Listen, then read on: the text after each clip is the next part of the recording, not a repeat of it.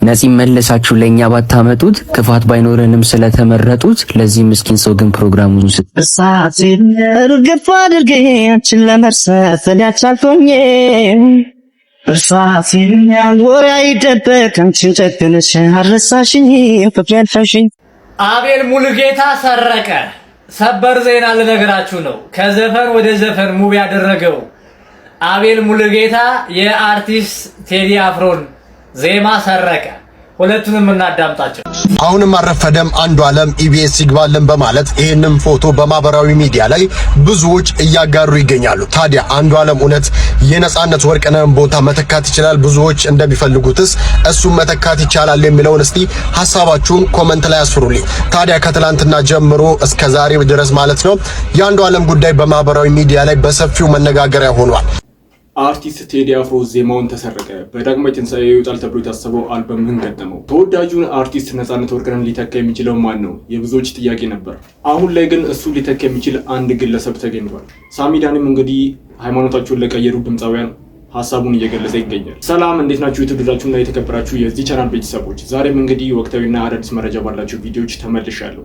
ኢቢኤስ ቴሌቪዥን ከጊዜ ወደ ጊዜ ብዙ ውጣ ውረዶችን እያሳለፈ ይገኛል። ዛሬ ላይ ግን ከዚህ ውጣ ውረድ አገግሞ የህዝቡን ጥያቄ ለመመለስ ተክቶ እየሰራ ይገኛል። የቤተሰብ ጨዋታ ፕሮግራምን በተመለከተ ነጻነት ወርቅነህን ተክቶ ሊሰራ የሚችል አንድ ልዩ ተሰጥኦ ያለው ግለሰብ ተገኝቷል። እስኪ ይህንን ቪዲዮ እንመልከት። አሁንም አረፈደም አንዱዓለም ኢቢኤስ ይግባልን በማለት ይሄንን ፎቶ በማህበራዊ ሚዲያ ላይ ብዙዎች እያጋሩ ይገኛሉ። ታዲያ አንዱዓለም እውነት የነጻነት ወርቅነህን ቦታ መተካት ይችላል? ብዙዎች እንደሚፈልጉትስ እሱም መተካት ይቻላል የሚለውን እስቲ ሐሳባችሁን ኮሜንት ላይ አስፍሩልኝ። ታዲያ ከትላንትና ጀምሮ እስከ ዛሬ ድረስ ማለት ነው የአንዱዓለም ጉዳይ በማህበራዊ ሚዲያ ላይ በሰፊው መነጋገሪያ ሆኗል። ጉድ እኮ ነው ጋይስ፣ ተመልከቱት ይሄን ቪዲዮ። ተናልቆ ደውላችሁ ሰው እንደምትዘርፉ እኮ አውቀን ደርሰንባችኋል እኮ። ቅጭል ለስል ሰምቻለሁ። ምን አለ ባቆም፣ ምን አለ አቆም ቢሆን ኑሮ፣ ምን አለ ባይ 10 ቁጥር መርጫ ጠፋ በሚል ተልካሻ ምክንያት ገባ። እኛ ለተቀጥሮናችሁ የነጻነትን ጉዳይ እናስቀጥለዋለን። እኛ አለን እኮ። እኛ ያለን የሱ ጉዳይ እንዴት ይቆማል? እንኳን በሰላም መጣችሁ። እያንዳንዳችሁ በዚህ በኩል የሮባ ቤተሰቦች ይታዩናል፣ በዛ በኩል የቴሪ ቤተሰቦች ይታዩናል። የቴሪ ቤተሰቦች የሮባ ቤተሰቦች አንዳንድ ሰው ወክላችሁ እዚህ ትመጣላችሁ። የመጀመሪያው ይሄ ቪዲዮ ሲያይ እንደኔ የደነገጠ ሰው አለ? ታዲያ በዚህ ሰዓት ነጻነት ወርቅነህ ተተኪውን ወይንም ደግሞ ራሱኑ ያገኘ ነው ይመስላል። ይህ ሰው አንዱዓለም ይባላል። የነቀምት ተወላጅ ሲሆን አነጋገሩ፣ አክቲንጉ፣ ፊዚካሉ እንዳለ ነገሩ ነጻነት ወርቅነህ ነው ይመስለው። በጣም በሚገርም ሁኔታ ሰዎች ሊመሳሰሉ ይችላሉ። በዚህ ልክ ግን እኔ አይቻላቅ። ምናልባት እኛንም ነፂን ያስታውሰናል። ለዚህ ግለሰብም ደግሞ ጥሩ አድቫንቴጅ ስለሆነ ምናልባት ኢቢኤስ የመታወቅ እድል ቢሰጠው ባይ ነኝ። እናንተ ምን ትላላችሁ? ሐሳባችሁን በኮሜንት ላይ አሳውቁኝ። በሌሎች ቪዲዮዎች መለሳለሁ። መልካም ቀን። እኔ በበኩሌ ይህ ግለሰብ ያለውን ችሎታ ተጠቅሞ ነጻነት ወርቅነህን ተክቶ ሊሰራ ይችላል ብዬ አስባለሁ። እናንተስ በዚህ ጉዳይ ላይ ምን ትላላችሁ? ሐሳባችሁን ኮሜንት ላይ አስቀምጡ። ይህ ብቻ ሳይሆንም እንግዲህ መጪውን የፋሲካ በዓል ምክንያት በማድረግ ኢቢኤስ ቴሌቪዥን ለተመልካቾቹ በአይነት ሆነ በይዘቱ ለየት ያለ ሽልማቶችን ይዞ መጥቷል። እስኪ ምንድነው የሚለው ነገር ተመልክተን እንመለስ። ፋሲካ በዓል እየመጣ ነው። ለፋሲካ ደግሞ እኛ አንታማም፣ በጣም ብዙ ሽልማቶችን ስንሸልም ቆይተናል። ይሄኛው ግን በቃ በጣም ለየት ያለ ነው። ለማየት በጣም ጓጉቻለሁ። እኔ ፊት ለፊቴ በቀስ እያልኩ ያየሁት ነው። ኢቢኤስ በስጦታ አይታማም። የዛሬው ግን ለየት ያለ ነው። እንዴ ኑሮን የሚያቀል ትልቅ ስጦታ አይደል? በጣም ለበዓላት ጊዜ እንደዚህ አይነት ስጦታ ማግኘት ደግሞ የበለጠ በዓሉን እጥፍ ድርብ ያደርገዋልና እስካሁን ድረስ የነበሩት ሽልማቶች በእርግጥ በጣም ትልቅ ናቸው። ይሄኛው ግን እጅግ በጣም የላቀና ትልቅ ሽልማት ነው ፊት ለፊቴ የሚታየኝ። እኔ ይሄንን ሽልማት መጀመሪያ ለማግኘት እቁብ፣ ብድርና ቁጠባ አቤት ስንት ጊዜ ያጠራቀምኩት ስንት ነገር እንደፈጀብኝ። ዛሬ ግን ይሄንን እኔ ሁላ ይፈጀብኝን ለማግኘት ምን ማድረግ ነው? 7696 ብለን ያዙትና እሱን ይሄ ሽልማት በትልቁ ነው የመጣው ለፋሲካ በዓል። በእለቱ ሰዓቱ አልታወቀም። ወደዚህ ሽልማት ግን የሚያቀራርበን አንድ ነገር ምንድነው? 7696 ነው። ቀጣዩን ደግሞ ከሽልማቱ በኋላ ካሳየናችሁ በኋላ ነው የምንነግራችሁ። እኛ ለማሳየት ዝግጅታችንን ጨርሰናል። እኔ እኮ አይኔ ወደዛ ጋር እያየ እናንተንም ማየት አቃተኝ፣ ካሜራውን ማየት አቃተኝ። ወደዚህ ሽልማት እንግዲህ እንዴት ነው መሄድ አለብን አይደል? አዎ ትንሱዬ እኮ ሙዚቃ አለ፣ አንድ ሙዚቃና የዘፈንክልን ሄደን እናሳያችሁ። ወይኔ ሰብ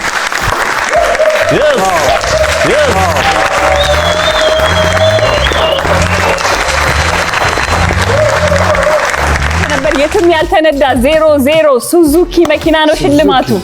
ኢቢኤስን የመሰለ መኪና ነው አይደል? ቀለሙ ራሱ ዋው ድምጽ የሌለው አትልም አላችሁ ወይ? አለን አማን ነው ወይ? አማን ያርገው አማን።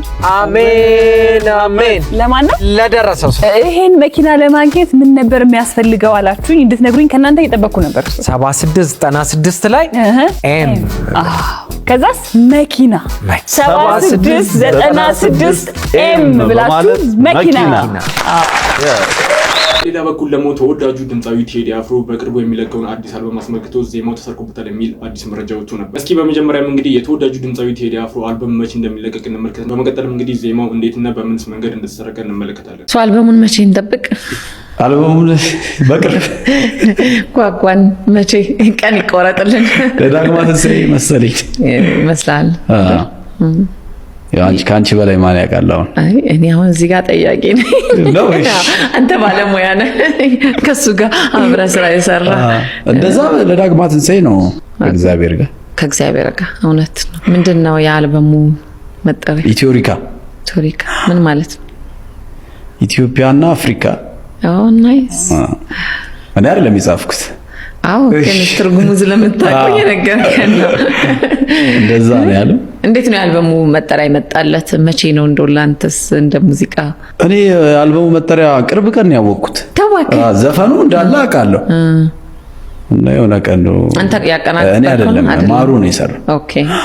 ደስ የሚል ዘፈን ነው። ሙዚቃውም አሪፍ ነው። የአፍሪካ ቤት ነው ያለው። ዙር ሚል ዜማ አለው ዘፈኑ፣ ግን ምቱ ሪትሙ ማለት ነው። ዙክ ነው። ዙክ የአፍሪካ ሪትም ኢትዮጵያና አፍሪካ። ኢትዮጵያና አቤል ሙሉጌታ ሰረቀ። ሰበር ዜና ልነግራችሁ ነው። ከዘፈን ወደ ዘፈን ሙቪ ያደረገው አቤል ሙሉጌታ የአርቲስት ቴዲ አፍሮን ዜማ ሰረቀ። ሁለቱንም እናዳምጣቸው። ከስም ሁሉ በላይ ነው ደራሽ ኃጢአቴን የገታው አዋርዶ እንዳይወስደኝ ያሞት ቀራንዮ ታየ መድኃኒት መድኃኒት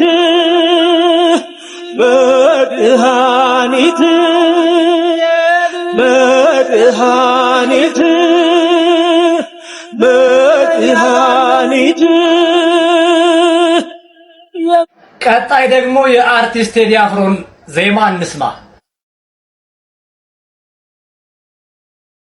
ያ መድኃኔዓለም የማርያም ጸጋ ቤዛ ሊሆን ለኔ ጎኑን ተወቃ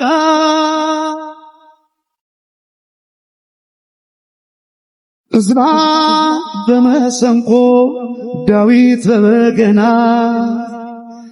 ያከበረ አምላክ ይድረስ ምስጋናን አሜን።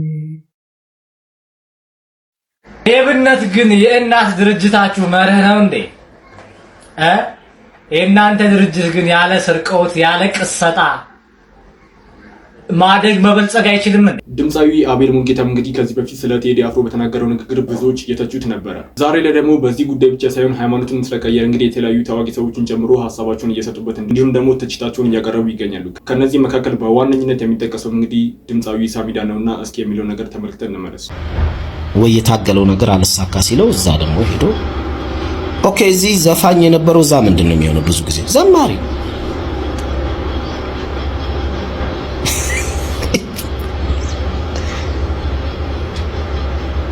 ደግሞ አብዛኞቹ ዘፈን ውስጥ የነበሩ ወደዛ ሄደው መዝሙር ሲያወጡ እኔ እንግዲህ ፋሚሊ ያለኝ አልኳችሁ ቁጭ ብዬ መዝሙር ቀጠቅጣለሁ ማለት ነው። የአብዛኞቹ ዘፋኞች ሄደው እዛ ሲዘምሩ አያምርም፣ ደስ አይልም። ለምን መሰለህ? መዝሙር አሁን እኔ ዘምር ብትለኝ አላደርገው።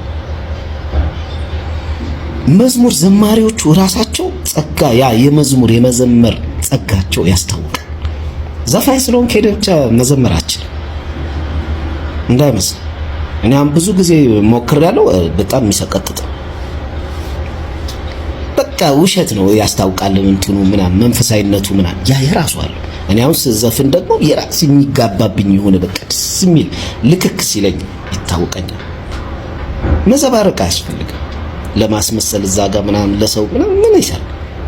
ማንም ሰው የሶስት ወር ደሞዝን አይከፍልም።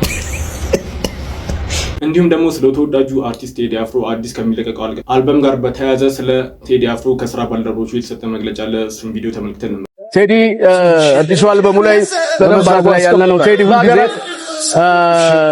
ስራዎቹን ከፍ ባለ ስታንዳርድ መስራት ነው የሚመጣው። ኢትዮጵያ ሕዝብ ያውቃል ይሄን ነገር አዲስ ነገር አይደለም።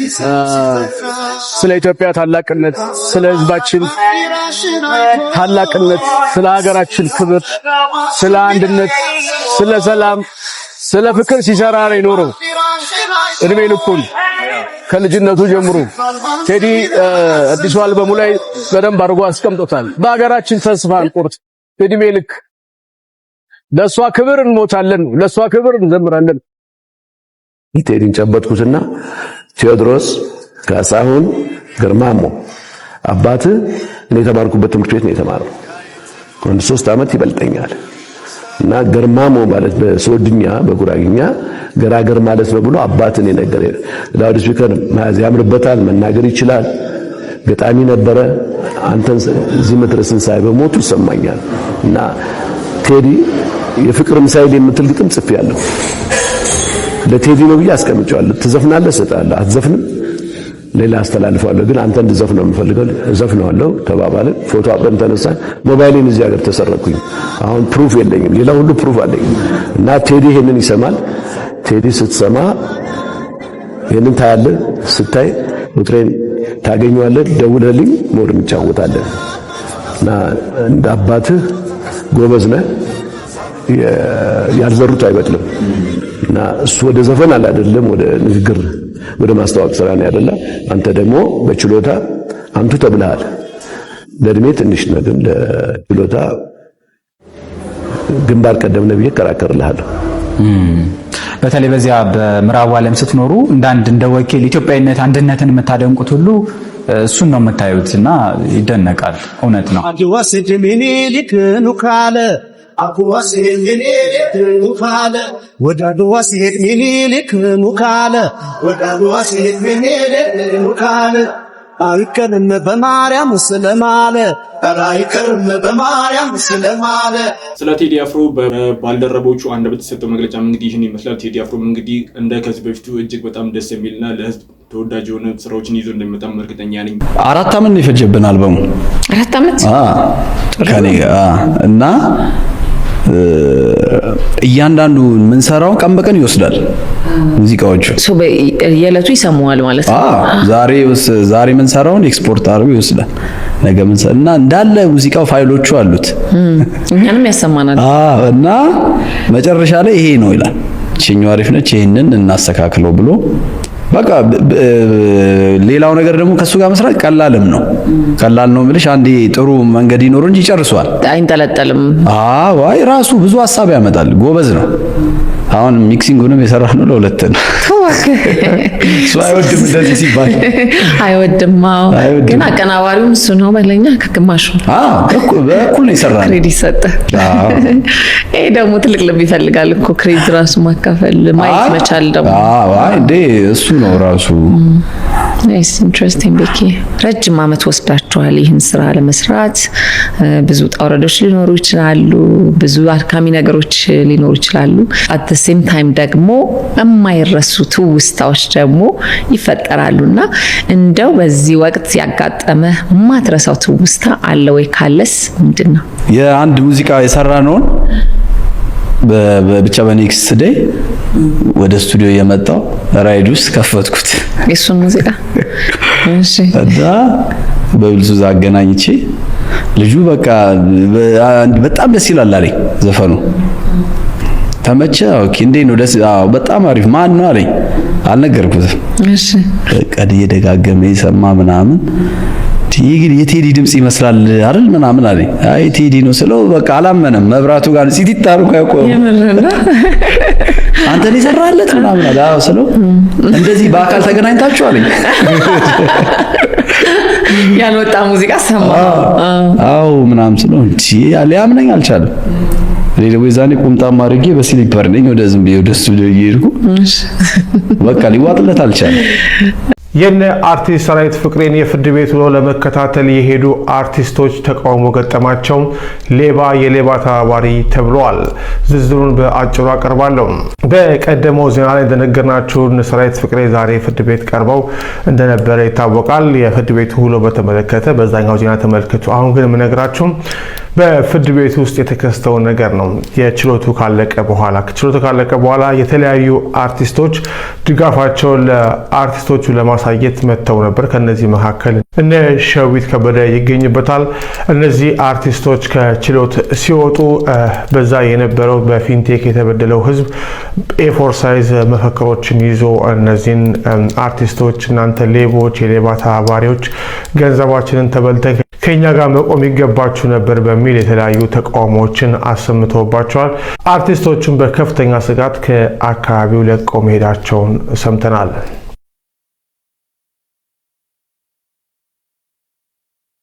እንዴት ናችሁ? such a beautiful day።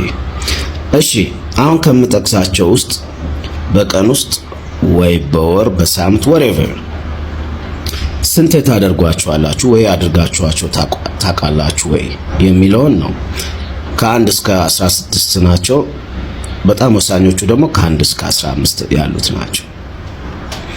አንደኛው ዝሙት፣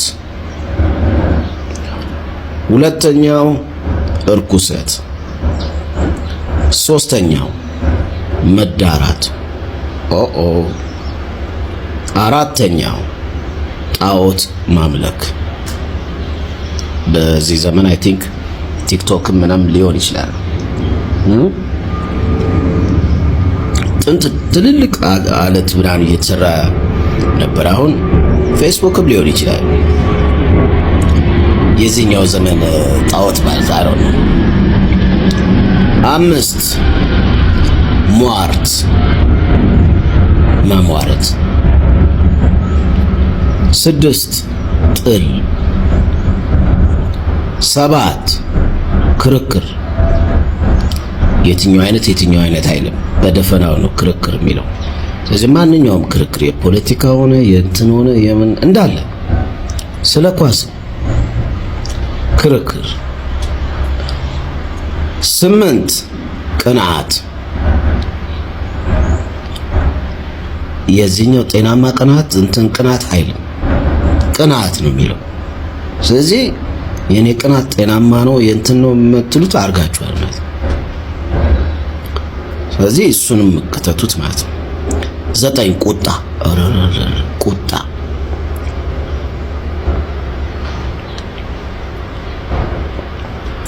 10 አድመኝነት፣ አድማ መውጣትንም ያካትታል። 11 መለያየት። ይሄኛው ያው በአካል መለያየት ሰዎች ምናምን ደና ሁኚ ምናምን አይመስለኝም። መለያየት ሲባል በሐሳብ መለያየት።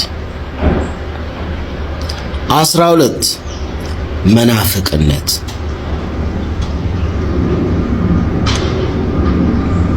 13 ምቀኝነት፣ ማንኛውም አይነት ምቀኝነት። 14 መግደል። መግደል ሲል ሰው አይልም፣ ትንኝ አይልም፣ ይሄ እንትን ምናምን አይልም፣ ማንኛውንም መግደል። 15 ስካር። ስካር አይነት የለውም፣ ስካር። 16ኛ ዘፋኝነት። እንዲህ ነው በጎ ነው እንትን ነው የኔ ግጥሙ ስለ ሀገር ነው ስለዚህ አይልም፣ ማንኛውም አይነት ዘፋኝነት ነው የሚለው። ከነዚህ ከጠቀስኳቸው 16 ውስጥ በቀን ውስጥ ወይ በሳምንት ወይ በወር ውስጥ የትኞቹን አድርጋችሁ ታውቃላችሁ? ምክንያቱም ሁሉም ሲኦልን ያስወርሳሉ። ቺርስ።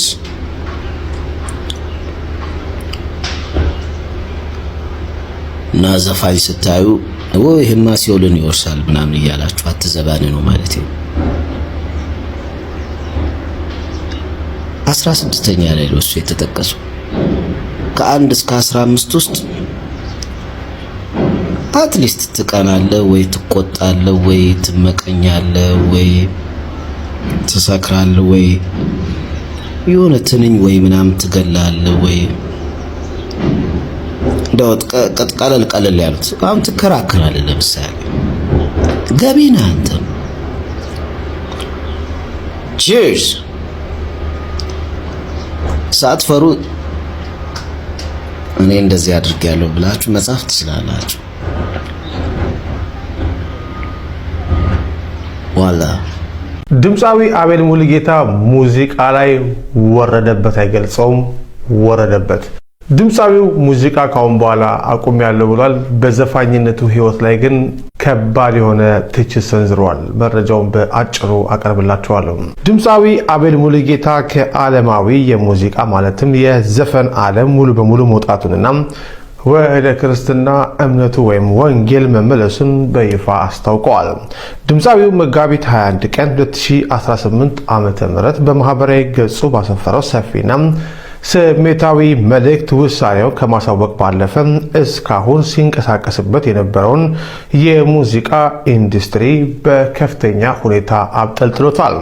አቤል ዘርፉን ቆሻሻ፣ የውሸት መልክና በውስብስብ አጋንንታዊ አሳር የተያዘ ሲል የገለጸው ሲሆን ዓለማዊ ዘፋኝነት ከስካር ጋር ፈጽሞ የማይነጣጠል መሆኑን በመግለጽ በዘርፉ ላይ ያሉ የቀድሞ የሙያ አጋሮችም ይህንን ዓለም ትተው እንዲወጡ ጥሪ አቅርቧል። ይህ የአቤል እርምጃና መግለጫ በኪነ ጥበቡ ማህበረሰብና በተከታዮቹ ዘንድ የተለያዩ አስተያየቶችን ፈጥሯል። በአንድ በኩል የእምነቱ ተከታዮችና የሃይማኖት አባቶች የወሰደውን እርምጃ በከፍተኛ የደስታ ስሜትና የጠፋው ልጅ ተገኘ በሚል አቀባበል የተቀበሉ ሲሆን፣ በሌላ በኩል ግን ድምፃዊው ለዓመታት ሲተዳደርበትና ስም ሲያተርፍበት የነበረው ሙያም በአጠቃላይ አጋንንታዊና ቆሻሻ ብሎ መፈረጁ የሙዚቃ ኢንዱስትሪውን አጠቃላይ ገጽታ በጥቁር ቀለም የሚቀባና ሚዛናዊነት የጎደለው ትችት ነው የሚሉም ወገኖች አልጠፉም። በመግለጫው ላይ ጎልቶ የወጣው ሌላው ነጥብ ደግሞ አቤል በዓለማዊው ዓለም ውስጥ እያለ የጻፈው መንፈሳዊ መዝሙር የሚመለከት ነው። ድምፃዊው በ2003 ዓመተ ምህረት በራሱ አገላለጽ በእሪያ ሰፈር ማለትም በጨለማው ዓለም ሆኖ የአባቱን ቤት በናፈቀበት ወቅት እሰይ የተሰኘውንና በዘማሪ በረከት ዓለሙም ተዘምሮ ከፍተኛ ተወዳጅነትን ያተረፈውን መዝሙር መጻፉን ይፋ አድርጓል። ከዚህም በተጨማሪ ከ2005 እስከ 2007 ባለው ጊዜ ውስጥ ዓለማዊ ሙዚቃን አቁሞ እንደነበር፣ ነገር ግን በድጋሚ ፈተና በዝቶበት ወደ ዘፈኑ ዓለም ተመልሶ እንደነበር በግልጽ አምኗል። ይህ ታሪኩ አሁን የወሰደው የንስሐና የመመለስ ውሳኔ ምን ያህል ጽናት ይኖረዋል የሚል ጥያቄን በአንዳንድ ታዛቢዎች ዘንድ ማስነሳቱም አልቀረም። ከዚህ ሁሉ መንፈሳዊና ስሜታዊ ትርክት ጀርባ ግን ግልጽ የሆነ የሚዲያና የኮንቴንት ዲስትሪቢዩሽን ስትራቴጂ አብሮ ታይቷል። አቤል ይህንን የለውጥ ምስክርነት በሰጠበት ዕለት አዲስ በከፈተው የዩቲዩብ ቻናል ላይ 2 አዳዲስ መንፈሳዊ መዝሙሮችን ከቀኑ 11 ሰዓት ላይ እንደሚለቅ ለተከታዮቹ አሳውቋል። ይህ አካሄድ አርቲስቱ ከዓለማዊ መድረክ ሲወጣም የዲጂታል ገቢና የኪነ ጥበብ ተሰጥኦን ሙሉ በሙሉ ወደ መንፈሳዊ ማለትም ጎስፕል ኢንዱስትሪ በማዞር አዲስ የሙያ መስመር በይፋ መጀመሩን ያሳያል። የአቤል ሙሉጌታ ውሳኔ በኢትዮጵያ የኪነ ጥበብ ታሪክ ውስጥ ከዓለማዊ ወደ መንፈሳዊ የሙዚቃ ዘርፍ የተሸጋገሩ አርቲስቶችን ቁጥር ከፍ የሚያደርግ ነው። ይሁን እንጂ የሰነዘረው ከባድ ትችትና የለውጡ ሂደት በቀጣይ በሚያወጣቸው ስራዎችና በሚያሳየው ጽናት የሚመዘን ይሆናል። ለማንኛውም ቤተሰቦች ለዛሬ ይዤላችሁ የመጣሁት ቪዲዮ ይህን ይመስል ነበረ። አሪፍ ቆይታ እንደነበር እና የተለያዩ ቁም ነገር አዘል ትምህርቶችን እንደተማማርንበት እርግጠኛ ስለሆንኩ ቪዲዮ ላይ ሳታደርጉ ጀምራችሁ ላይክ አድርጉ፣ ሀሳባችሁን ኮሜንት ላይ ጻፉልኝ። ለዚህ ቻናል አዲስ ናችሁ ደግሞ ሰብስክራይብ በማድረግ ወቅታዊና አዳዲስ መረጃዎችን ማግኘት ይችላላችሁ። ቀጣይ በተመረጡና አዳዲስ መረጃ ባላቸው ቪዲዮዎች እስከምንገናኝ ድረስ መልካም ጊዜ